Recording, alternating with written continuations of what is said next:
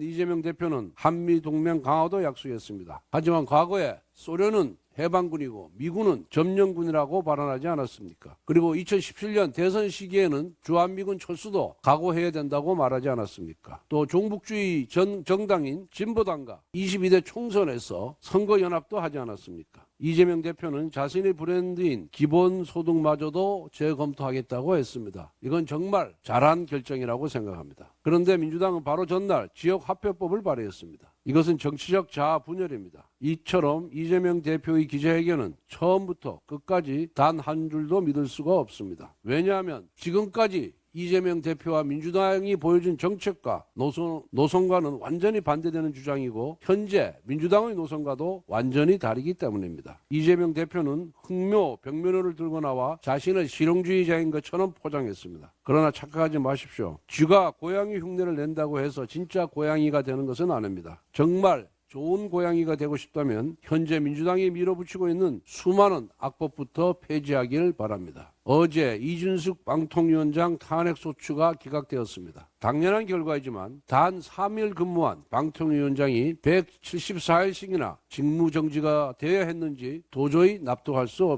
없습니다. 윤석열 정부 들어 이재명 세력의 탄핵 협박은 총 35번에 달합니다. 탄핵 소추를 정식 발의한 것이 29건이고 최상목 대행, 조태열 외무부 장관, 심우정 검찰총장 등 탄핵 가능성을 시사한 탄핵 협박도 6번이나 있었습니다. 또 발의한 탄핵을 써먹는 방법도 다양했습니다. 이동관, 김홍일 두 방통위원장, 이상인 방통위 부위원장은 탄핵으로 협박해서 자진 사퇴를 시켰습니다. 이재명 대표의 불복 대북 송금 사건을 수사한 검사와 민주당 전당대회 돈봉투 사건을 수사한 검사는 탄핵을 발의한 다음에 탄핵 청문회를 열어서 공개적으로 망신을 줬습니다. 정략적인 분풀이와 보복의 수단으로 입법 권력을 남용한 것입니다. 현재 계류 중에 10건의 탄핵 중에 이제 겨우 하나가 해결되었습니다. 국무총리, 감사원장, 중앙지검장 등 아무런 사유도 없이 탄핵된 공직자에 대한 판결도 신속하게 마무리해서 이재명 세력이 마비시킨 정부 기능을 조속히 정상화시켜야 합니다. 특히 헌법재판관 임명에 관한